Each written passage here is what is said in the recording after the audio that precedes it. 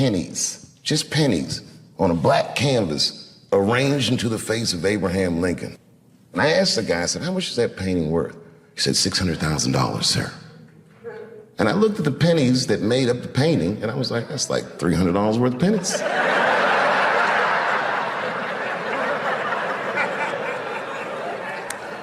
A light bulb went in my head. I realized the value of art. Some of the biggest wars and crimes and scandals in history were financed through the theft of art. Art is a powerful commodity. And artists, if you're good at it, should never behave as a commodity. That's a tough one.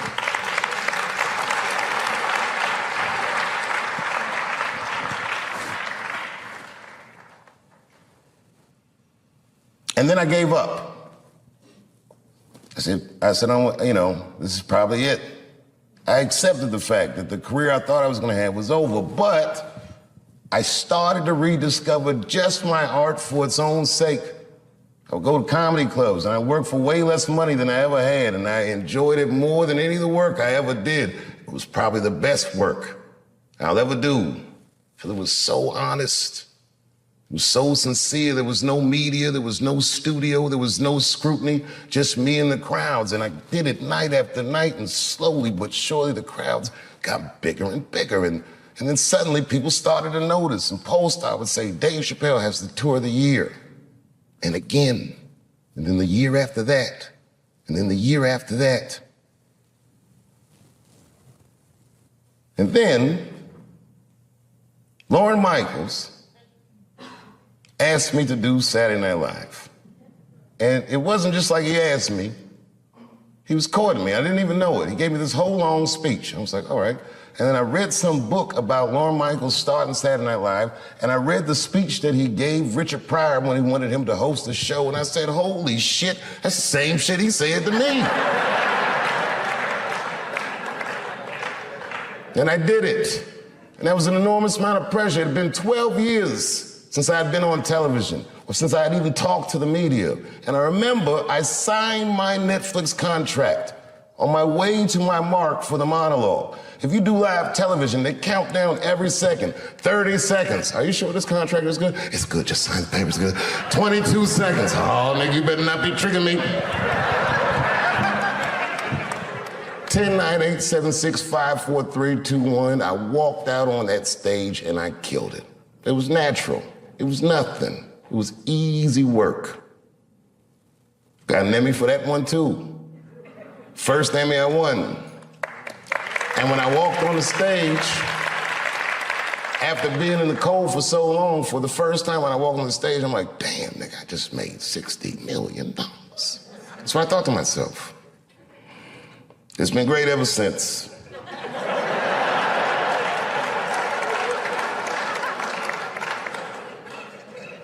Really, I could do these specials like Steph Curry. I'll be shooting from inside, outside, all night. It's been great ever since.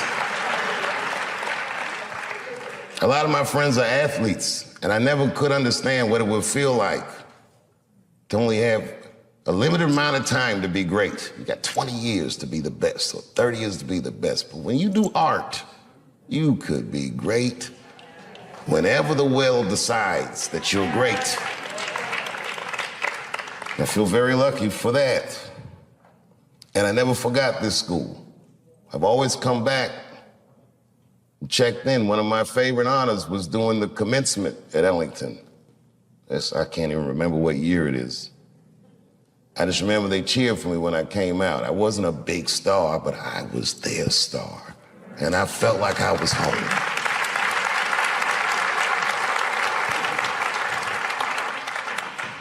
After I did Lorne Michaels, after I did Saturday Night Live, Lorne Michaels said something that I gotta share with you. He goes, you went to Peggy Caford School, didn't you? That's what he said. And I said, I did. And he said, I want to say it Saturday Night Live, he goes, tell her I owe her money.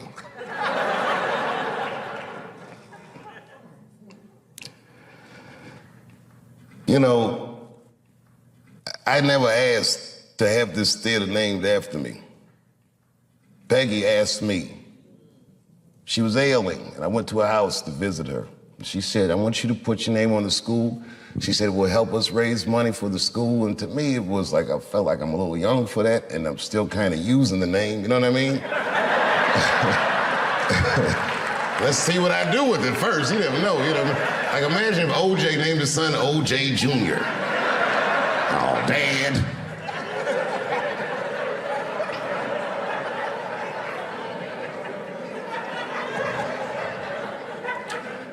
And around then, I was receiving the Mark Twain Prize, huge honor. And the next day, all the artists that came to honor me, the Bradley Coopers and Chris Tuckers and all these great people, came to Ellington, and they taught master classes for the students. And Peggy Cooper Capritz, as sick as she was, got out of her bed so she could be with her babies. She never left us. So I did it. Say, you know, whatever you want to do, however I can help, I'll do it. I got to tell you, if you quit a show like Chappelle's show, I don't know if you know what happens to you professionally, but I'll tell you what doesn't happen. They don't just say, well, good luck in your future endeavors. With that media, they beat me up. With their power, they tried to make me behave. It takes a strong person to stand out in the cold like that. And I swear to God, so much of the strength I got to do that, the inner warmth I got to do that, I learned in this school and from my friends who helped raise me.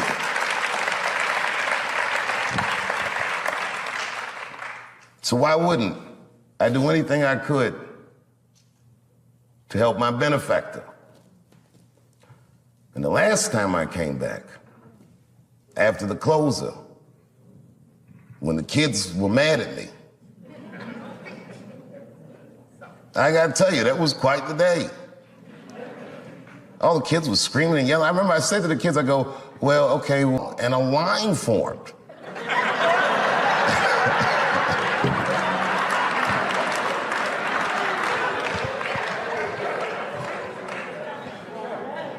These kids said everything about gender and this and that and the other, but they didn't say anything about art.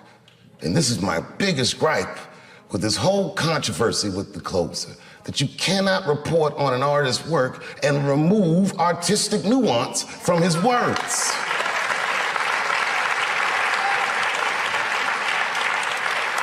It would be like if you were reading a newspaper and they say, man shot in the face by a 6-foot rabbit, expected to survive. You'd be like, oh my God. And they never tell you it's a Bugs Bunny cartoon.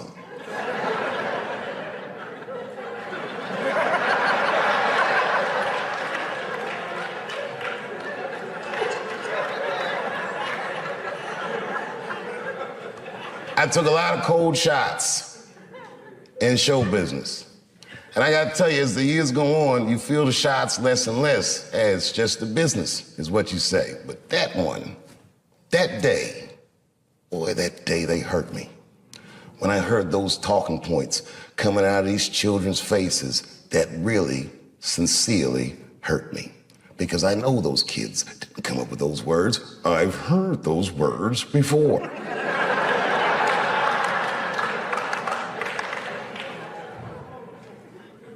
The more you say I can't say something, the more urgent it is for me to say it. And it has nothing to do with what you're saying I can't say. It has everything to do with my right, my freedom of artistic expression that is valuable to me, that is not separate from me.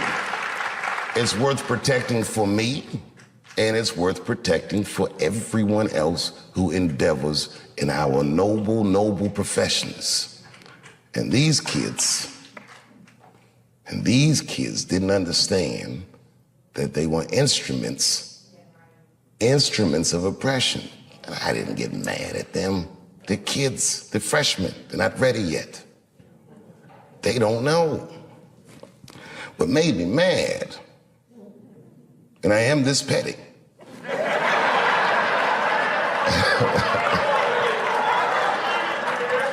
I ain't saying names.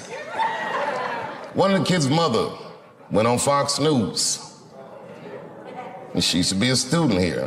I remember her face, but I don't know if she was particularly popular. Anyway.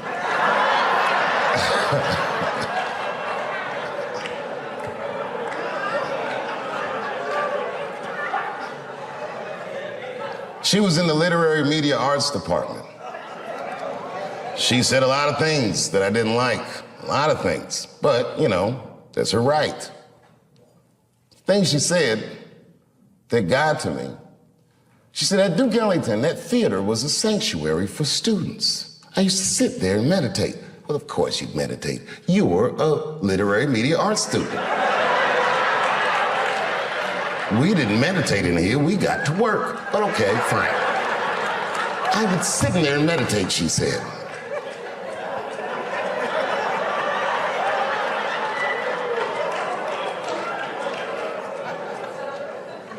And then she scrunched her face up. She's a beautiful woman, but her face looked hideous the way she scrunched it up. And she said, and just to imagine his name on that theater. How could you do that to those kids?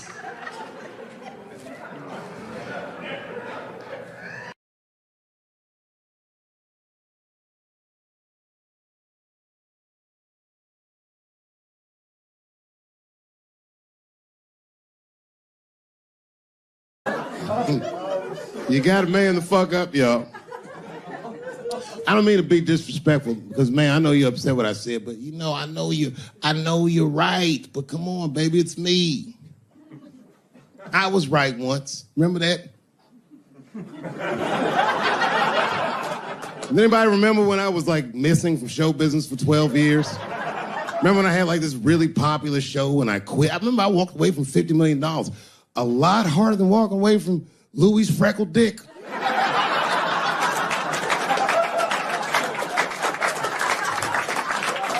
I didn't know that I'd ever work again.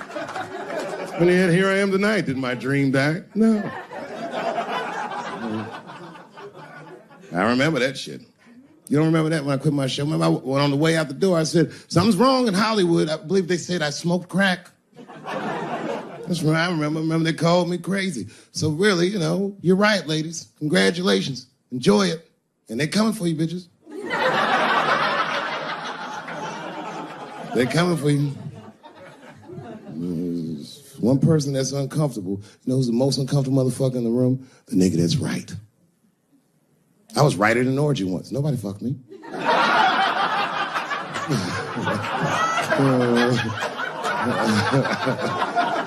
I was just walking around like Tom Cruise at the movies, just looking. And ruined the whole orgy by accident. It's easier to ruin an orgy than you think. All you gotta do is wait for it to get kind of quiet and then go, ew.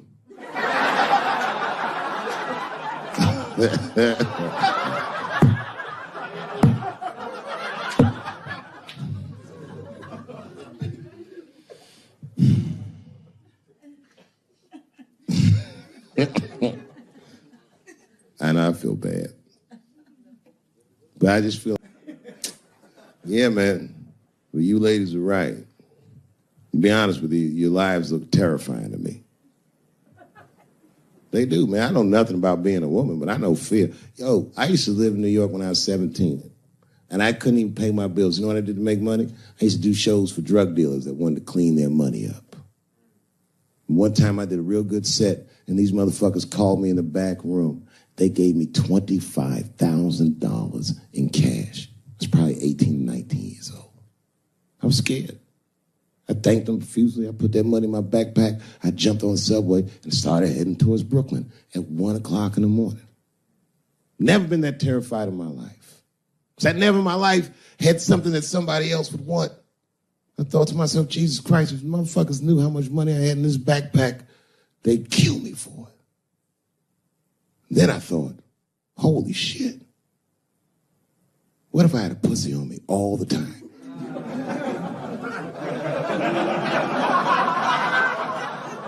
That's what women are dealing with. I'm gonna tell you right now.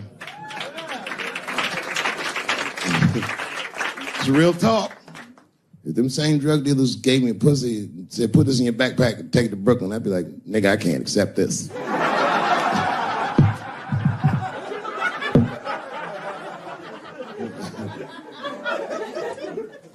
I empathize, man, you know. Everybody gets mad because I say these jokes. But you understand that this is the best time to say them. More now than ever. And I know there's some comedians in the back. Motherfucker, you have a responsibility to speak recklessly. Otherwise, my kids may never know what reckless talk sounds like. The joys of being wrong. I didn't come here to be right. Just came here to fuck around. It's hot in here suddenly, isn't it? I wonder where that heat came from. I wonder what happened to me. Where did I go for 12 years if I wasn't raped?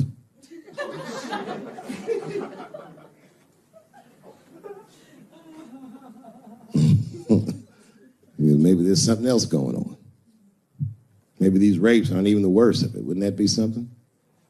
Wouldn't that be something? You can go ahead and go to the bathroom, Brooklyn. You don't need to hear this shit.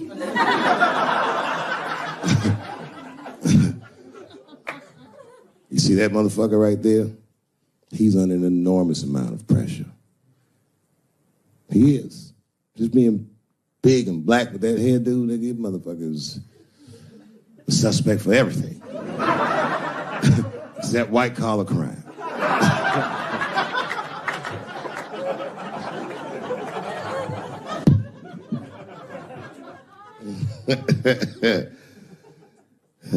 Tell you what happened, but I can't say it directly.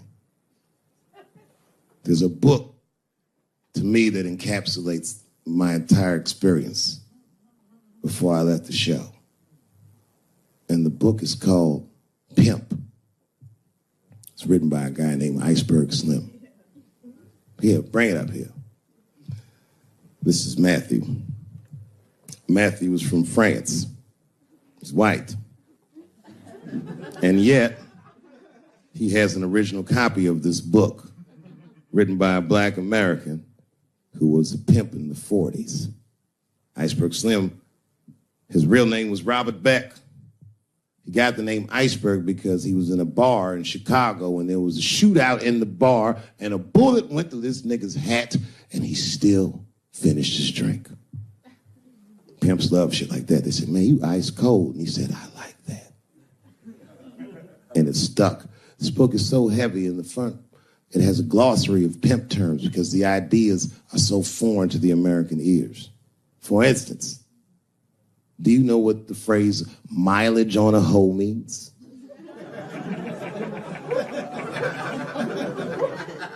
Of course you don't. Mileage on a hoe is a very wild concept. It means that pimps understand there's a finite amount of bad shit a person can do before they'll lose their fucking mind. And a good pimp can look at a woman that he's never seen before and call it, she's good for 500 fucks. That's her mileage. Anything over that, that bitch is gonna spill. They do it to you. Why the fuck you think most of us work from 9 to 5? 9 to 6 might kill a bitch.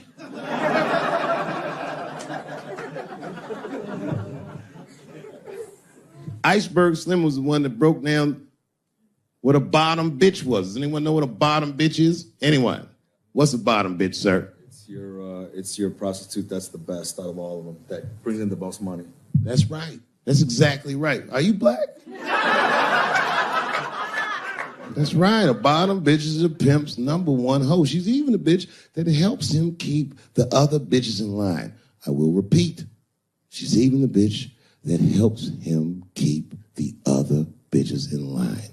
If the pimp was McDonald's, and the bottom bitch is French fries.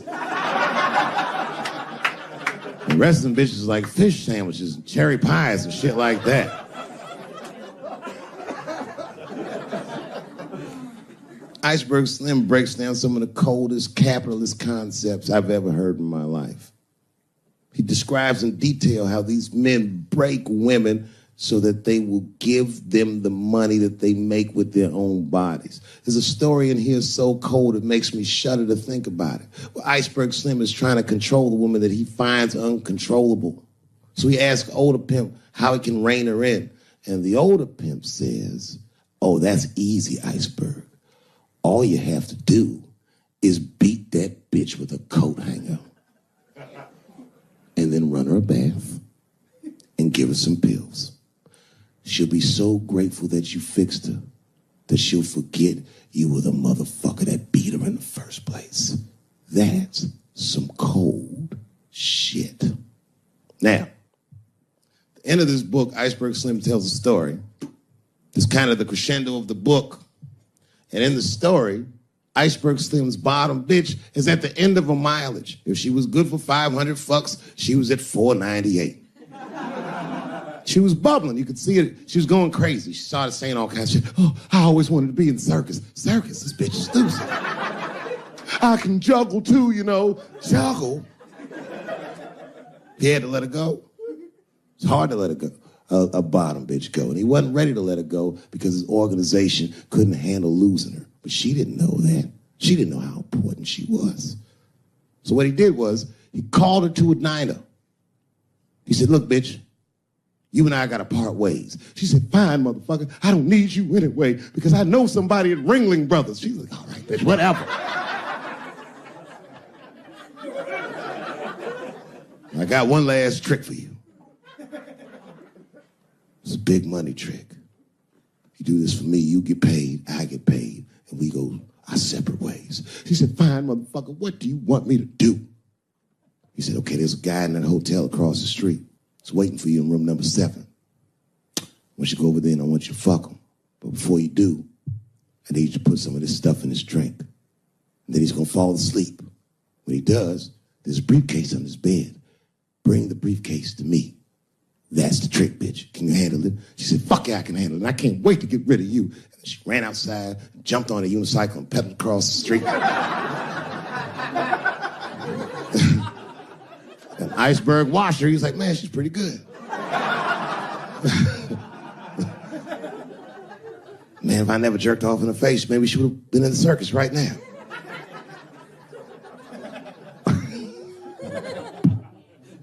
And she runs up to the motel steps and she disappears in room number 7 and she's gone for a real long time. Real long time. So long, in fact, that Iceberg got a little worried. But then, suddenly, she came back. He said, what's going on, bitch? Where's the briefcase? She said, I didn't get it, Daddy. He said, what do you mean you didn't get the briefcase, bitch? What's wrong with you? She said, oh, I did everything you said, but that man don't look right. Something wrong, Daddy. He said, what do you mean something's wrong, bitch? Did you put that stuff in his drink? She said, I did everything you said, Daddy. I put all of it in his drink. He said, wait a minute, bitch. Wait a minute. You put all of it in his drink? Now he had to see for himself. So the two of them go across the street to the motel and they go into room number 7 and on the bed, laying lifelessly, is the white man that she was supposed to fuck. And Iceberg said, you right, bitch, she don't look good. What the fuck? So he called a friend of his that was a doctor that was close by. And the doctor came in, gave the guy a thorough examination and told them both what was obvious. Slim, this motherfucker is dead. Oh, God, Daddy. Oh, no. Oh, no, we killed him. He said, calm down, bitch. We didn't do anything. You killed this motherfucker. And then he reached under the bed and he grabbed the briefcase. He popped it open. It was filled with money. More money than any of them had ever seen. And Iceberg took a little bit of the money and gave it to the doctor, and the doctor left discreetly. All right, bitch, let me think. I can fix this for you.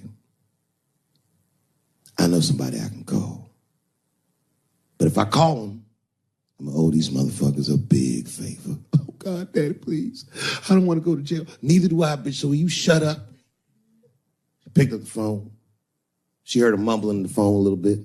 He hung up the phone, and she was pacing the room, and he was just standing there cool, and they were waiting, and then suddenly, a van pulled up downstairs. 2 guys get out with a carpet. They walk upstairs. They roll that carpet out on the floor. They throw the body in the carpet. They roll that motherfucker up like a burrito. They pick that shit up, and they throw it in the back of the van.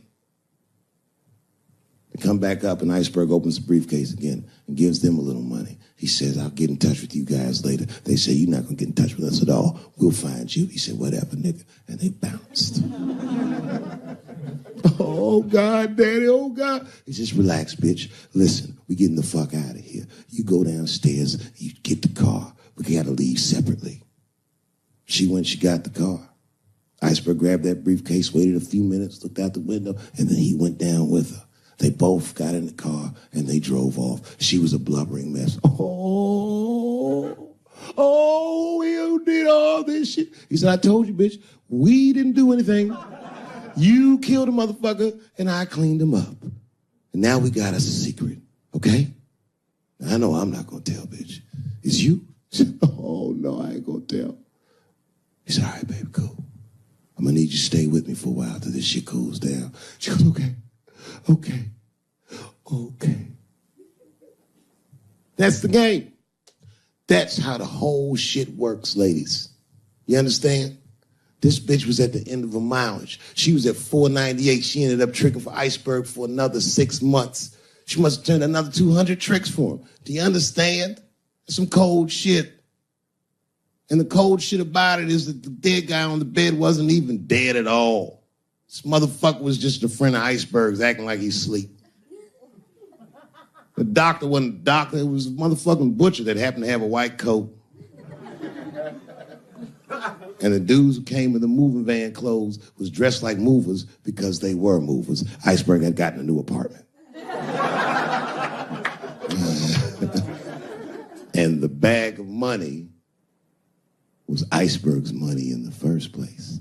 The money he got from all those women. That's a cold game. That's the motherfucking capitalism. I've been watching that new OJ show. I can't get enough of that shit. Doesn't it bring back good memories? But I forgot how, like, just how polarizing that OJ case was. And you know, I've met OJ Simpson on 4 different occasions in my life. And before the end of the show, I will tell you about each of those occasions. The first time I met OJ Simpson, I was in Santa Monica. Santa Monica? Yeah. I can't believe a black dude was like, Santa Monica. He was the last niggas I was expecting to say that. Let's see your shoes. You got some Vans on, nigga? What you got on? Santa Monica! You? At the time, I was 18. I had done a show, and then a guy from the club came up and was like, hey, O.J. Simpson's here, and he said he wants to meet you. I said, what? Fuck yeah. I ran down the steps, and O.J. was down there. He's like, hey, yo, man, how are you? It's very good to meet you, and you're doing really good work, and I hope good things happen for you in your life. I was like, man, thanks, Mr. Juice. Standing beside him, well, I don't know the nice way to say this, his soon-to-be slain wife. Ladies and gentlemen, man the fuck up or you're not gonna make it through the end of this show. Just man the fuck up. She's dead, you already know, we know what happened. We don't know who did it, but we know what happened.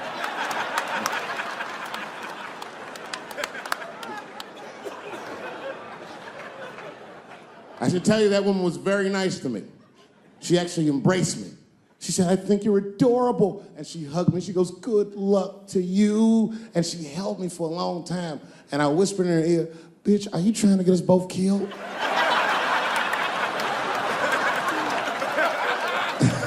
I'm just kidding, I didn't say that. But that was the first time in a nutshell. The second time I met O.J. Simpson.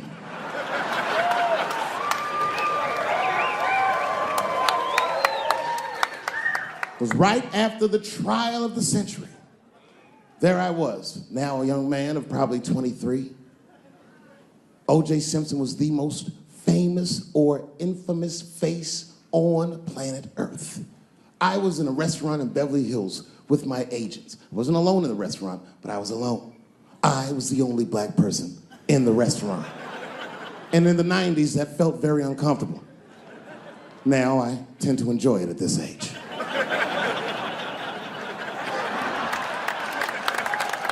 I was having dinner with my agents, celebrating a deal that they told me was lucrative, but I later learned fucking sucked. And suddenly, a group of women walked by. Every race was in that group.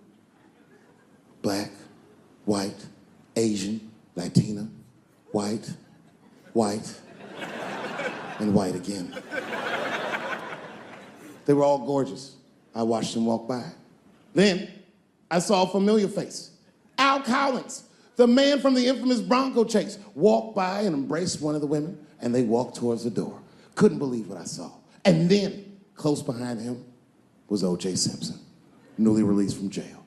The restaurant fell still. I was shocked. I didn't mean to say it out loud, but it just came out. O.J. He stopped, turned around to see who said it, saw my black face, and correctly assumed it was me.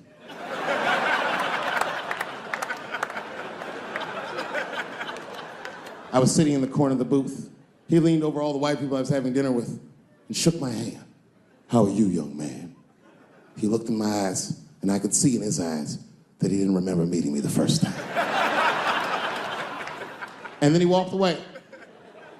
And I looked back at my agents, and all of them had nothing short of disgust on their faces. And the only one with the courage to voice their disgust was a woman named Sharon, who used to represent me. How could you, she said. How could you shake hands with that murderer?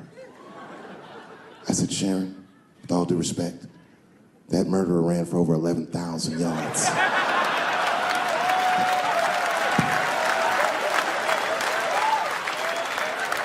And he was acquitted, so, fuck it. Glove didn't fit. Glove didn't fit. Get over yourself. The third time I met O.J. Simpson,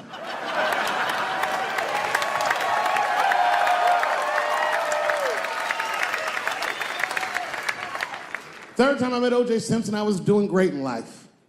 I just finished the second season of Chappelle's show. Man, those were good days. I was playing a comedy club in Miami, the Improv. I don't know if you've ever been, but if you have, you'd know. The door for the green room is right on the stage. Can you imagine such a thing? If I walked out of the door of the green room, bam, I'm just right here. It's right from the dressing room. And I did that. I walked out, and the whole crowd was like, hooray! And I looked, ma'am, as close as you are to me, I saw him as soon as I came out, the juice. And I saw recognition in his eyes, and it filled me with pride that he knew who I was. I didn't acknowledge his presence because it was a white audience, and I didn't want to start a panic.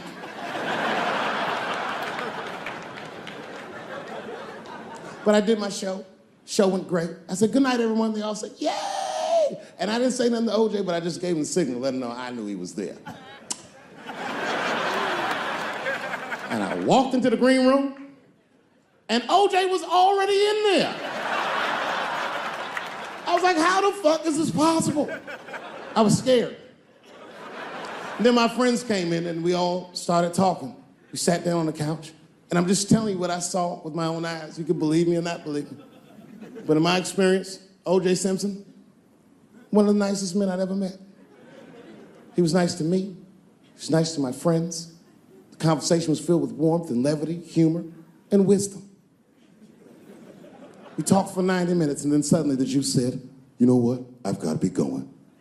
But it's good to see you again, and I'm glad things went so well. I said, thanks, Juice. And my friend said, yeah, goodbye, Mr. Juice. They're new to the game. He said, no, thank you for your hospitality. Good night, guys. And we said, good night. And he just walked out of the room. And as soon as the door closed, we all looked at each other like, that nigga did that shit.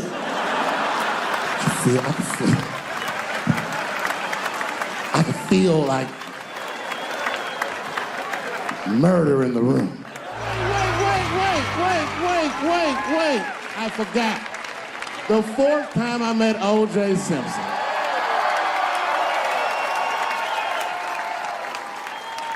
The fourth time is not the funniest time, but it was the last time I'd see the juice. For some reason, I was at the Kentucky Derby. It's a very long story. This is right after I quit Chappelle's show in spectacular fashion. There was a party hosted by Michael Jordan, and every athlete I'd ever admired was in that room. Yes. And then I saw a familiar face by the bar, standing there, drinking alone. It was Chris Tucker. Now, you have to remember, at this time, we were both technically missing. And we went over and were talking with one another, and motherfuckers were amazed to see us together. Seeing me and Chris Tucker at that point would be like seeing Bigfoot riding a unicorn. You wouldn't believe that's what you were saying. And then, through all the gawkers, a familiar face pushed through the crowd. Here he was again, the juice. He had his camera ready. He was like, Dave, Chris, good to see you guys. Hey, come on, guys, let's all get together for a picture. And at the same time, me and Chris were like, no. Can't do that. Sorry, Juice, my career's too flimsy to survive a picture with you. That's the end. Good night.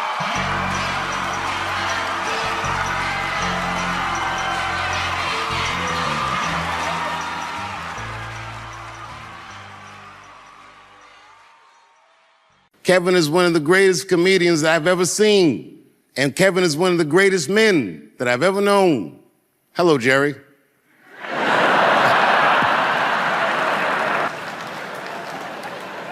You bring joy to our environment.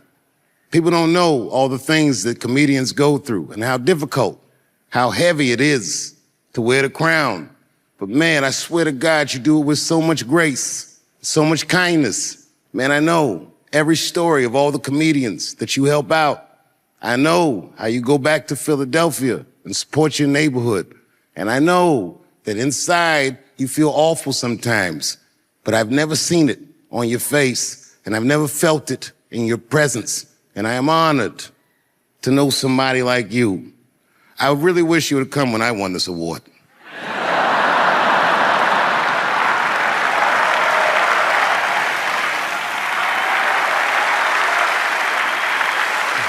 No, niggas was busy. Niggas was busy.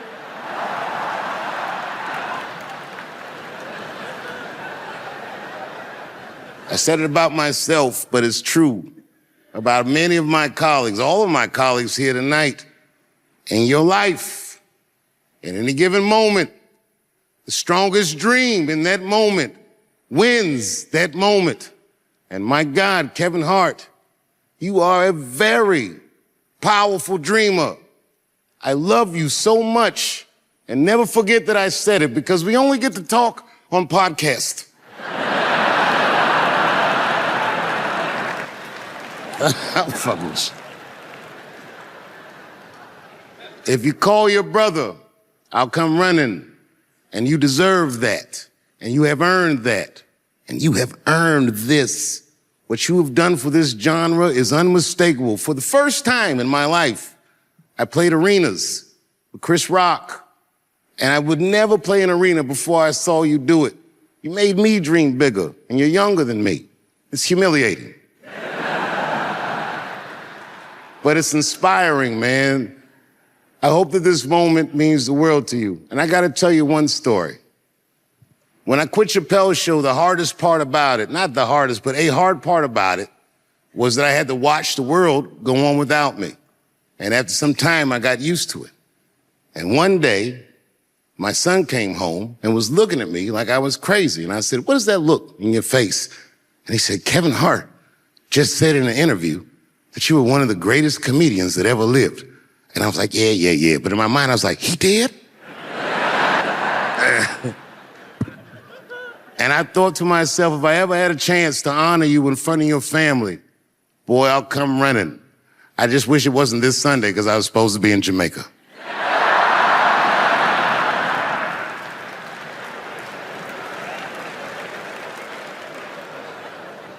Kevin, You make me dream bigger. You inspire me. And you remind me why I love the love of my life. This genre, the way you approach it is masterful. And you are one of the GOATs of the game. From the bottom of my heart, thank you. Please make some noise for the most recent recipient of the Mark Twain Prize, Kevin Hart. Let's go.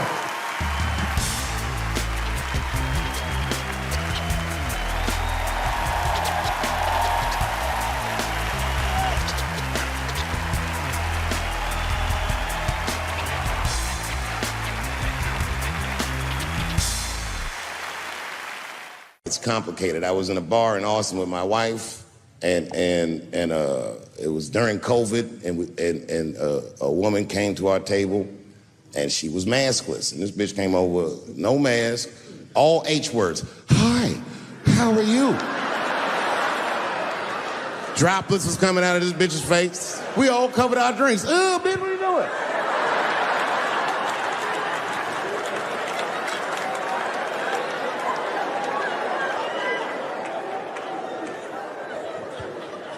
Now, I looked over at the table that she came from, and I peeped game. The men at the table were filming me. This happens when you're famous. People will come over and try to rattle your cage and get you to say something stupid or dumb so that their buddies can film it and they get a video of you embarrassing yourself. And clearly, I said, this is what's happening. And these dumb motherfuckers thought that it was my first rodeo.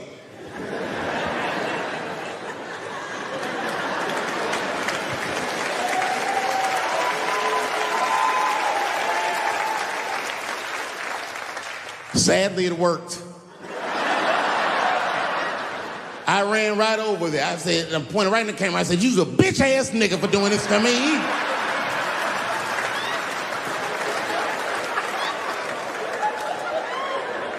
And the dude was shocked that I said it. He said, oh. And when he did like this, I seen all his fingernails was painted, and I realized, like, uh-oh.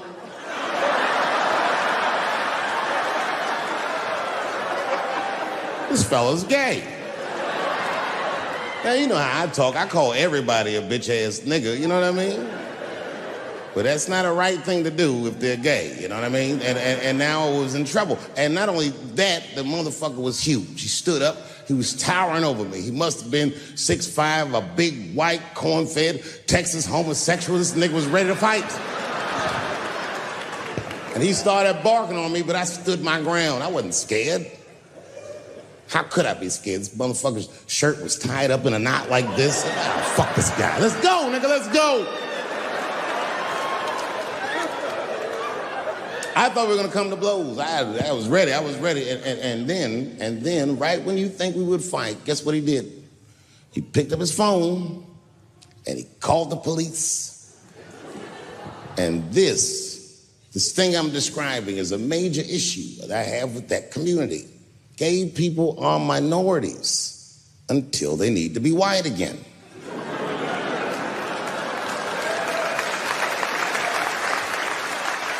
I'm being very brutally honest so we can solve this problem. I'm telling you right now, a black gay person would have never done that to me.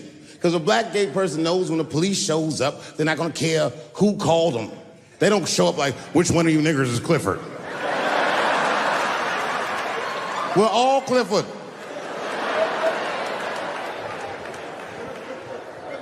This happens far too often.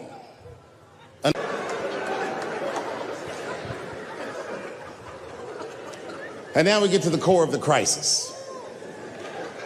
What is a woman? What is that in this day and time? Is there even such thing as a woman or a man or anything? Seems to be a question nowadays. Now listen, women get mad at me.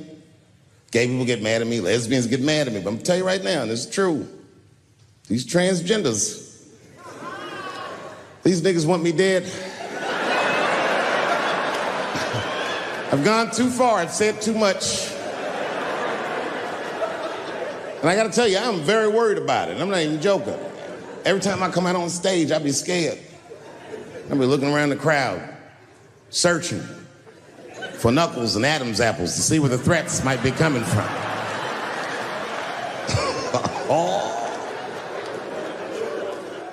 A nigga came up to me on the street the other day. He said, "Careful, Dave, they after you." I said, "What?" One they or many theys?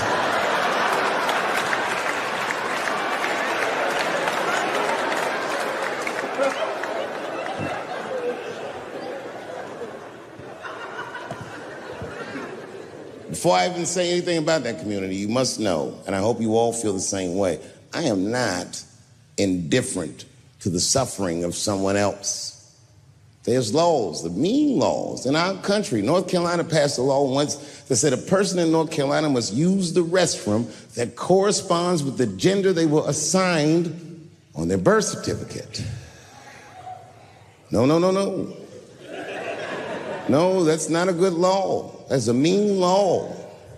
No American should have to present a birth certificate to take a shit at Walmart in Greensboro, North Carolina, where the baby shot and killed a motherfucker.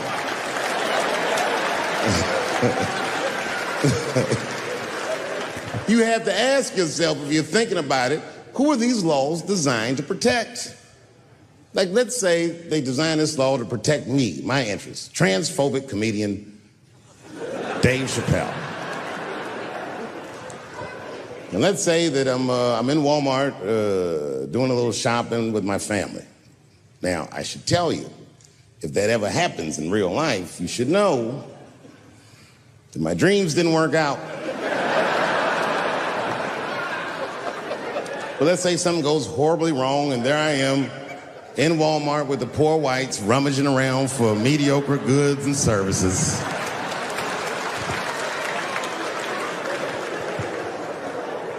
And then I gotta go to the restroom. So I excuse myself from my family. I go to the men's room. Now I'm standing at the urinal taking a leak. And this is what this law is gonna do. And suddenly, a woman walks into the men's room. I'm gonna be like, that's strange. And then she stands shoulder to shoulder with me at the urinal. I'm gonna be like, ugh, bitch, what's going on with you? And then she hikes her skirt up and pulls a real live, meaty dick out. And what do you think I'm gonna say? Thank God she's in here with me. At least now I know my family's safe. No, I'm not gonna feel that way at all. I'm gonna feel very uncomfortable. I would feel better if it was a man with a vagina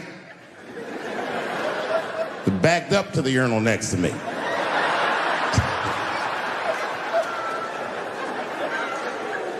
I wouldn't even think about that. I'd just be like, that's funny. This guy is peeing out of his butt for some reason. Oh my God, he must be a veteran. Thank you for your service.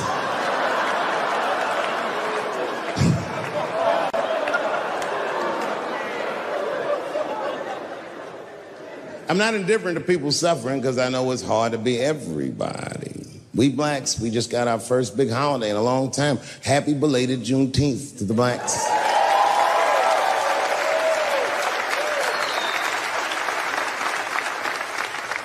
Juneteenth is a strange holiday, isn't it? It commemorates when black people in Texarkana area of the country first found out they were free. But remember, they were free when they found out. They just didn't know it yet. Very, very interesting holiday. You know, I learned something. This is a wild story. I learned this past Juneteenth of a story that's true, and there was a black man who was in South Carolina during slavery who somehow got granted his freedom by his so-called master. And when his master granted him the freedom, he also gave him a plot of land. Now, it turns out this brother was brilliant. He had a good eye, a good knack for farming. And he farmed this plot of land very successfully and made a lot of money. And this is where the story gets crazy. When he got all that money, this nigga bought some slaves. You ever heard this before? This is a true story. Not only was he a slave owner, he became a slave breeder and employed tactics that were so cruel, even white slave owners were like, yo, my man. He was a wild dude, but he did it just because that's what successful people did at the time, and he just wanted to be down. What a fucking tragedy. How can a person that went through slavery perpetrate the same evil on a person that looks just like him? It's mind-blowing. And, shockingly, they're making a movie about him. Ironically, it's called Space Jews.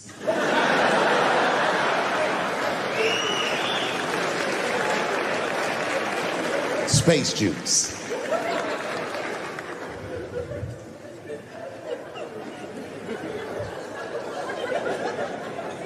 The point of that story is this person was invested in a construct, that was the construct of successful people, and he just followed the roadmap of successful people. He followed what they call an incentive.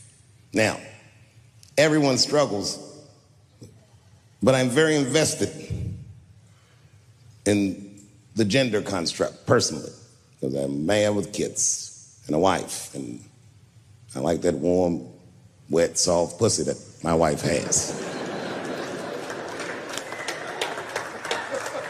This does not mean that I feel like another point of view. Another time, about 6 years ago, there was a lesbian woman that tried to sell a story about me to TMZ. Thank goodness TMZ could see right through the sham of that story. This woman claimed that I beat her up in a nightclub because she was a lesbian. That is fucking crazy. Bitch, I didn't even know you was a woman.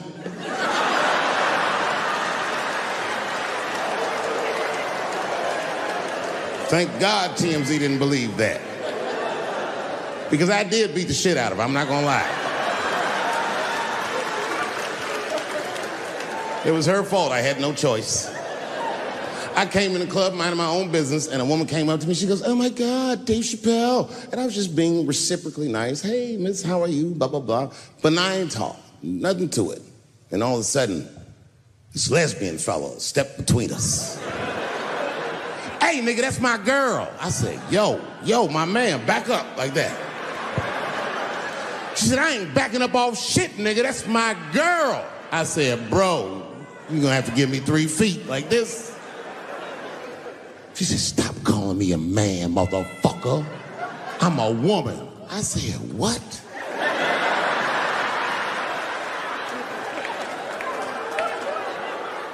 And then I looked deep in this nigga's cheekbones. I said, oh my God, you are a woman. It was just too much for me to even wrap my mind around. But I tell you what, I unballed my fist immediately, and I softened my posture so that she would know she's in no danger. I even changed the tone of my voice. I said softly, sweetly, like a pimp might say. Bitch, I'm about to slap the shit out of you.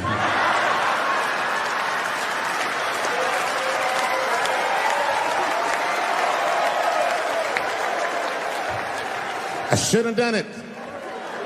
Oh, I wish I didn't say that. She dropped that foot back. Boop. She was in a perfect southpaw stance. Her shoulders were angled correctly. Her head movement was good. I said, oh no!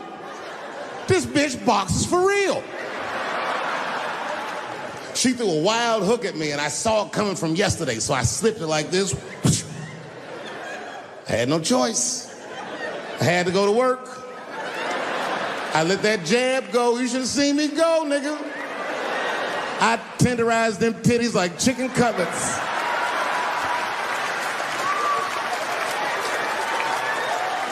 I whooped the toxic masculinity out of that bitch.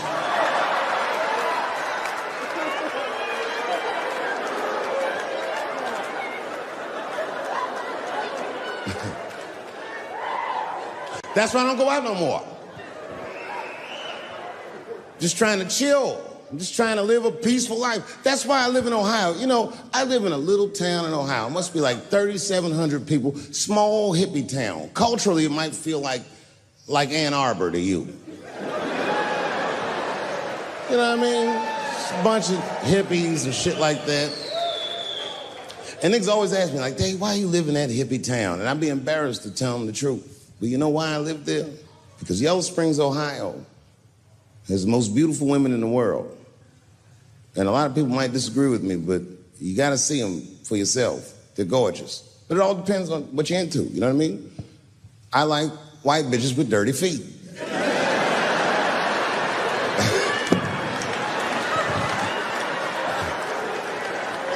If I had a strip club in Yellow Springs, I would call that shit strippies. All naked hippies all the time.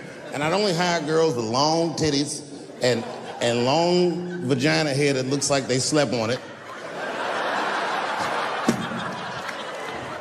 And I would keep a pile of dirt right next to the stage. I come back, bitch, get your feet in that dirt and get up there and give those people what they came to see. Chalk up, bitch.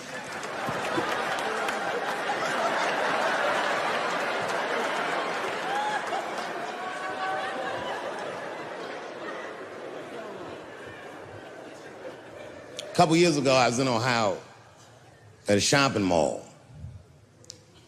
An old white lady, this is true, she was following me around the mall, which sounds paranoid, but I'm sure she was following me. Mean lady, too. You ever see a woman with lines on her face that just tell you, like, even if she smiled, it looked like it would hurt the muscles in her face? I knew she was following me because she was at places that had nothing to do with her. I'd be looking around like, what is this old bitch doing in GameStop and Foot Locker and all the places I like to go? Every time I see her, she'd just be looking at me on me. And eventually, I forgot about her. So then after I'm shopping, I go all the way to the back of the parking lot. I'm parked all the way in the back. And as soon as I open my car door, I hear a voice go, David Chappelle. Just like that. I didn't even have to look. I knew it was her. And I looked back, and sure enough, there she was, that face. To be honest with you, she probably wasn't even that old. She's probably around my age. But she was a white woman. This bitch looked terrible. I kept my cool. I was nice. I said, hello, miss. And she didn't say anything back. All she said was, I watch your comedy. I said, uh-oh. And then she says, it's true, she goes, it sounds to me like you hate women. I said, well, you know what, miss? It's art. And you're free to interpret this art however you'd like. But I can tell you, as the maker of this art, that I don't believe that I feel that way. And she said, well, I think, and I said, shut up, bitch. Shut the fuck up. Before I kill you and put you in the trunk, ain't nobody around here.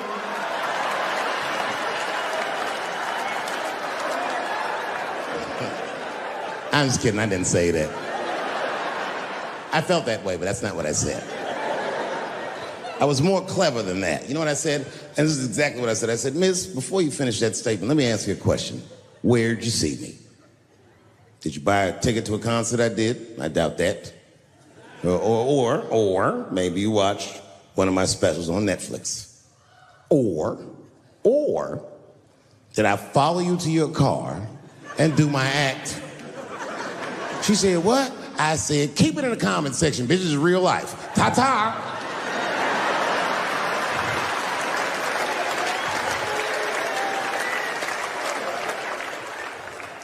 And then I drove off. Now, I gotta tell you, and this is gonna surprise some people here, but not everybody. People say things to me all the time, but what you don't know is it does affect me. I think about it. And that one bothered me a lot. I was driving home, couldn't stop thinking about what this woman said because she's not the first woman that said that to me. It's puzzling. You know what I mean? Like, what could I possibly be saying that would make these bitches think I hate women?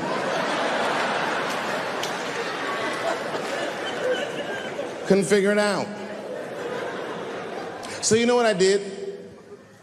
I Googled the dictionary definition of a feminist just to make sure I was talking about the right thing. And do you know, sir, what the dictionary definition of a feminist is?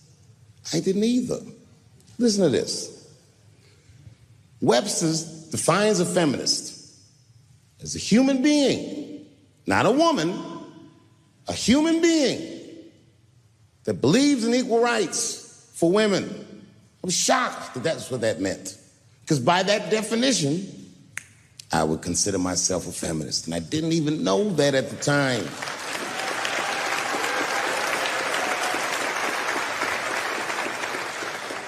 All these years, I thought it meant frumpy dyke.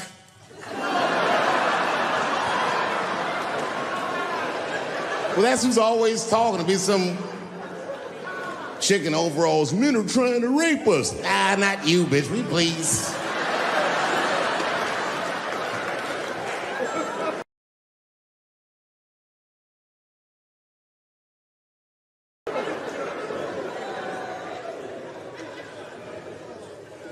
I know. Look, listen. I support the feminist movement. I do, in my own ways. When you guys did the Women's March, I tried to go and support you. And none of my friends would go with me. I asked all the fellas, none of them wanted to go. I tried everything. Come on, y'all, it's gonna be bitches there. They was like, nope. So what I did is I called my friend Ange. Ange is a black woman who's a comedy writer, and she's dope. Matter of fact, she's the only woman that I know personally that pays her ex-husband alimony.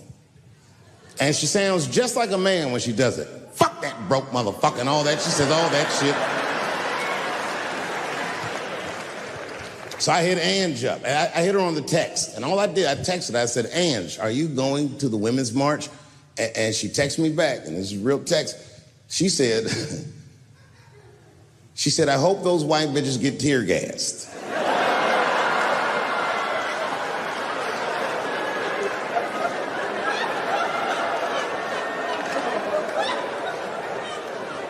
There's a problem in that feminist movement, isn't there? From its inception in America, there's always been a racial component. When Susan B. Anthony was having that meeting and Sojourner Truth's black ass showed up, read your history books. All them white women asked Sojourner Truth not to speak. They didn't want to conflate the issues of women's rights and slavery. But you know how black bitches are. Sojourner Truth went up there anyway.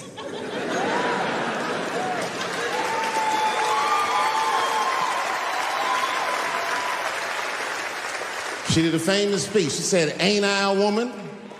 Ain't I a woman? That's right. And listen.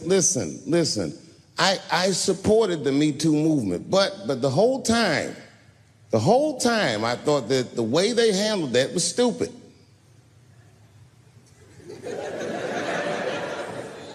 It was white. It was like,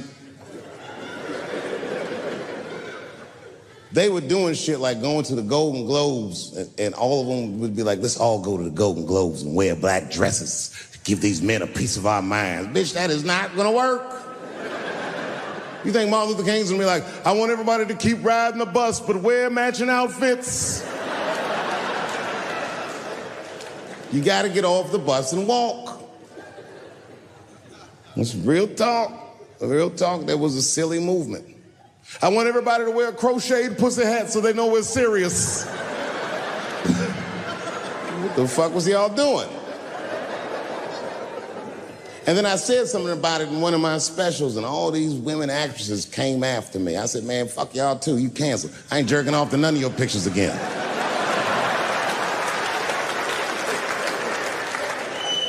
They were like, who is he to tell us anything? I'll tell you exactly who I am. I'm the one that got off the bus and left $50 million on the bus and walked.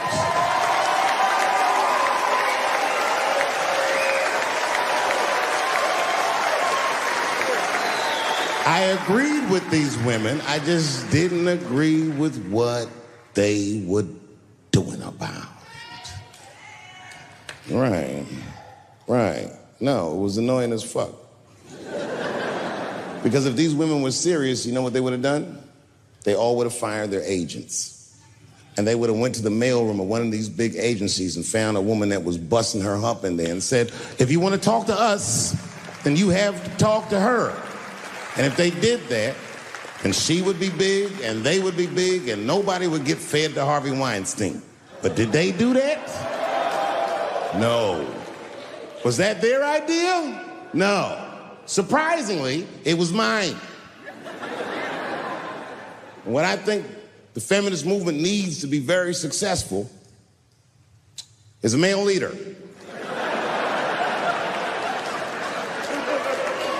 I'll do it. I will. I will lead you women to the promised land. I will make sure you get equal pay for equal work.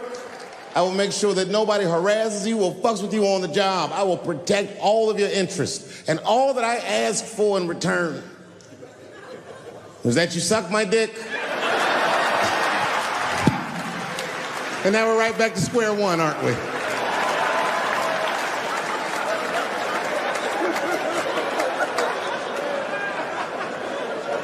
You know, if you black in show business and do too well, it's scary, nigga. Like, you gotta get the fuck out of the casino while the getting's good, while you're still winning.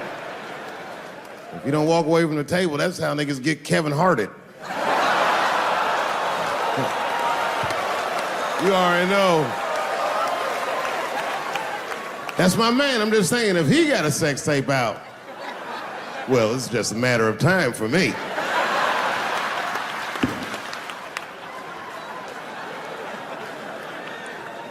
But you know why I be thinking sometimes I want to stop doing comedy?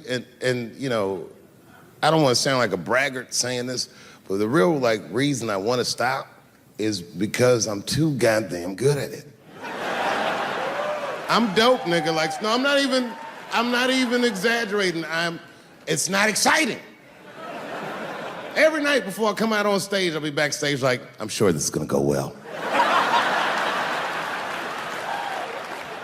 And it always does. I'm so good at writing jokes, and this is not even an exaggeration. I actually write jokes backwards. I will write a punchline with no particular setup in mind. I just put it on a scrap of paper, and I'll throw that scrap of paper in my fishbowl. I have a fishbowl in my house filled with random punchlines. And every once in a while, I'll shake the bowl, and I'll dig in there and just pull one out and see if I can make that shit work. And I picked one for this special. It's not an easy punchline to pull off. Are you ready? Yeah. Here it goes. The punchline is, so I kicked her in the pussy.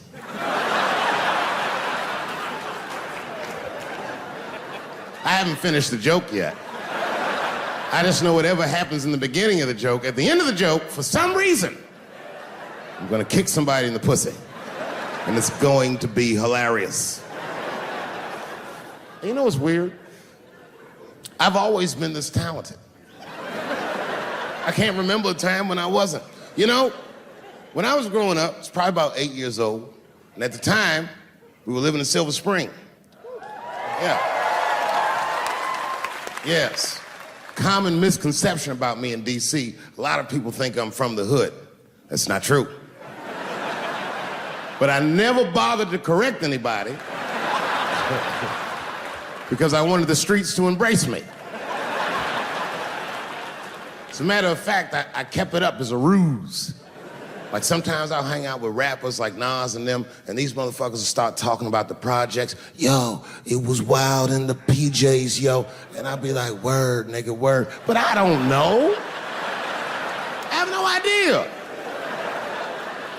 My parents did just well enough so that I could grow up poor around white people.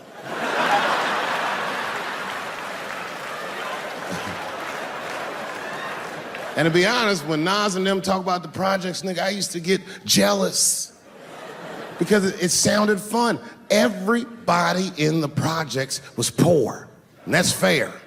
But if you were poor in Silver Spring, nigga, it felt like it was only happening to you.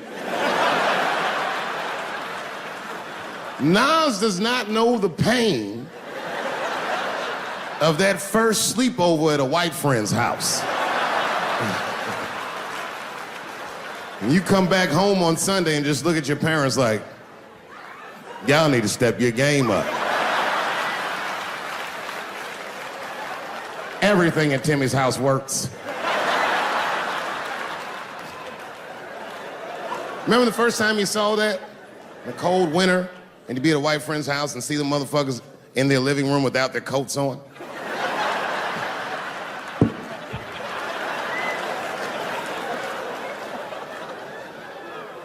Timmy was one of my first white friends, like, in my life, man. He was a good dude, too. He moved to Silver Spring from Utah, of all places. I guess his family was affiliated with that Mormon church they got down there, and me and him used to hang out. And one day I was at his house, we were just hanging out, and Timmy says, "Dave, why don't you stay for dinner tonight?" I said, "Oh, man, I'd love to, but I can't. If I'm not home before dark, my mother will kill me." That was a lie. My mother had several jobs. I hadn't seen her in like 3 or 4 days. And the only reason I lied to Timmy was because at that point in my life, it was my experience that white dinner wasn't delicious.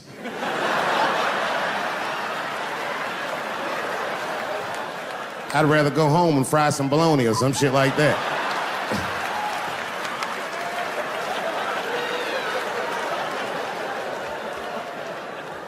But then old Timmy threw me a curveball I wasn't expecting. He said, "Oh, it's too bad you can't stay, Dave, because Mom made stovetop stuffing." I said, "What the fuck, stovetop?" "Well, hold on, nigga, let me make some phone calls real quick." I had seen that commercial so many times, I had dreamt of getting my hands on some of that stovetop stuffing. And finally, I met a motherfucker that actually had a box of stovetop in the house. I couldn't miss this opportunity, so I pretended to call my mother. And then I came back and I said, Timmy, you're not gonna believe this great news. Mom said I can stay." And he said, "Fantastic." He said, "Why don't you come with me and we'll help set the table and then we can say the blessing." I had no interest in setting this motherfucker's table or saying these crazy ass Mormon prayers. I just wanted that goddamn stuffing. So I told Timmy, I said, "You know what? I'd love to help, but let me go wash my hands first." My plan was simple. Wash my hands slowly, and by the time I'm done, the table will be set, the blessing will be said, and all that there will be left to do is eat. Went to the bathroom. I washed my hands very slowly. I must have been in there for about 10 minutes. And suddenly, one of his mothers came to the door.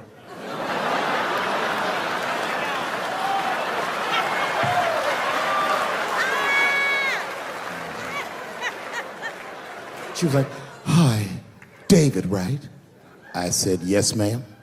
She said, "Timmy tells me that you're planning on staying for dinner." I said, "I hope that's not a problem, ma'am." She says, "No, it's no problem. In fact, we'd love to have you. It's just that we weren't expecting company. And I'm afraid there's not enough stovetop stuffing for everybody." So I kicked her in the pussy. Bam! Ladies and gentlemen, I told you I'm dope, nigga. I told you what I was gonna say and you still didn't see it coming. And that's why I make the big bucks.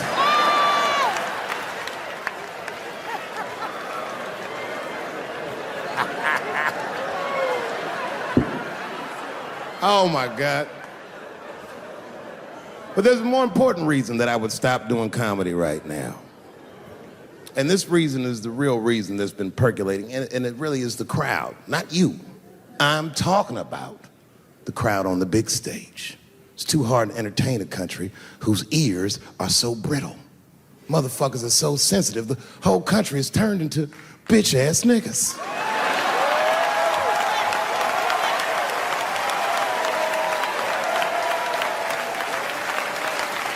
Everything you say upsets somebody.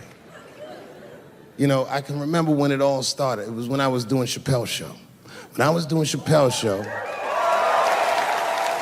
I used to do the show, and then on the weekends I do like concerts and shit like that. So I'm doing a concert, and there was a couple in the front row, beautiful couple. The wife was obviously Asian. You could see it in her face.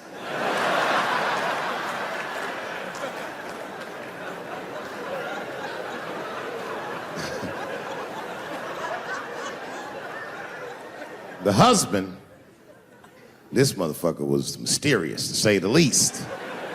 Couldn't quite pinpoint where he was from. Caramel-colored fella, very nice hair, but he could have been from anywhere. Bangladesh, Mexico. I can't guess with a nigga like this. All I knew for sure about this guy is that his wife was a bitch. I could see that in her face, too. No, he was laughing and having a good time, and she was scowling at me at a goddamn comedy show. I couldn't figure it out. And then I realized at some point that she was pregnant, and I was smoking on stage. I said, oh my God, that's probably why she's mad. So I started to put my cigarette out, but then she hit me with one of them fake non-smoker calls. So I just kept smoking. I thought to myself, bitch, that baby will be fine, relax. And I tried to break the tension. I just asked her, that's all I said. I go, hey, where are you guys from anyway?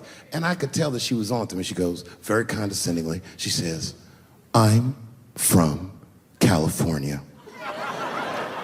If you're asking my ethnicity, I am Chinese. And her husband was just cool about the shit. He was like, I'm Mexican, bro.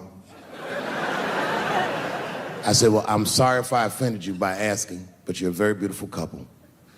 And miss, there's no question that you're gonna give birth to the hardest working baby this world has ever seen.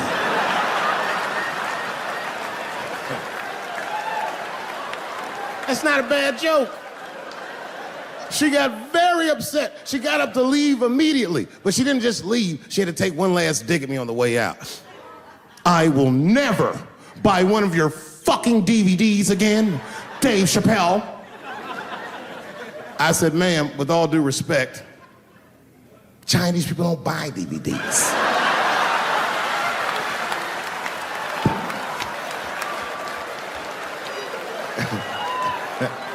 And the crowd went crazy. We were all laughing, having a good time. I didn't even think anything of it. And then just 3 days later, this lady sends a fucking letter to my promoter telling him not to book me for shows anymore because I was, quote, racist, and I'm quoting her, insensitive to the nature of my interracial marriage. I was like, word, bitch, I was.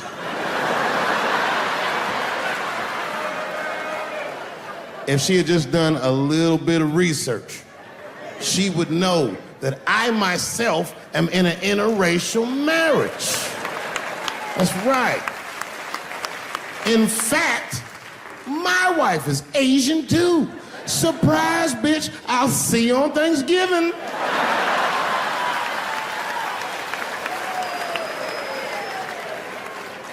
But my wife's not Chinese. She's Filipino. That's right. And our kids are Puerto Rican somehow, so there you go. But I don't give a fuck about interracial marriage. In fact, you know what? My mother is half white. A lot of people don't know that. Well, all right, you were a little too excited, but okay. A lot of people don't believe me when I say that, but it's true. You can't tell looking at me, but if I grew my hair out, you would think you was at a fucking Cat Williams concert. My shit is beautiful. But motherfuckers are just taking it too far. I don't know why or how everybody got this goddamn sensitive. You know who hates me the most? The transgender community. Yo, yeah, these motherfuckers. I mean, I didn't realize how bad it was. These motherfuckers are really mad about that last Netflix special.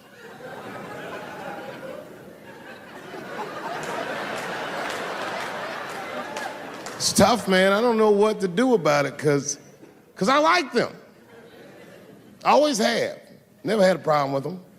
You know, just fucking around.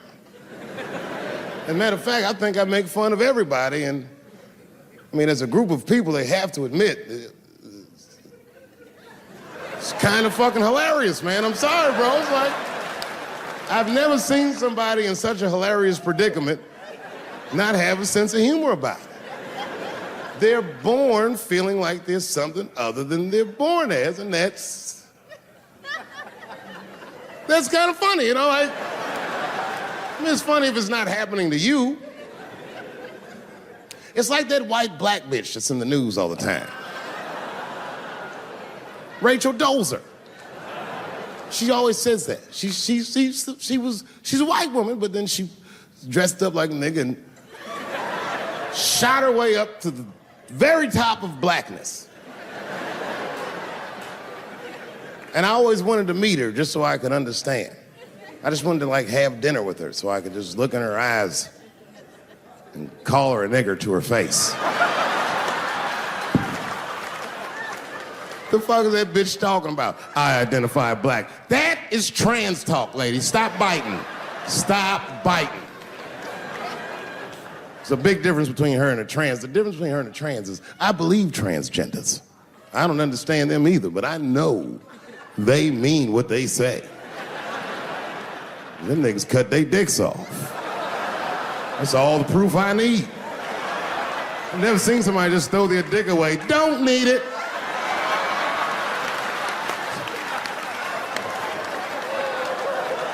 I don't understand, but I believe you and I support your decision, motherfucker. But how far is Rachel willing to go? What is Rachel willing to do so that we blacks can believe that she believes she's actually one of us? Bitch, are you willing to put a lien on your house? So that you can invest in a mixtape that probably won't work out?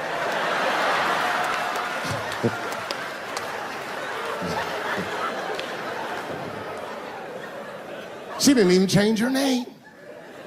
Didn't even change her name. Her name is Rachel. I can't believe in that name. If you want my support, you're gonna have to change your name to the blackest shit I've ever heard.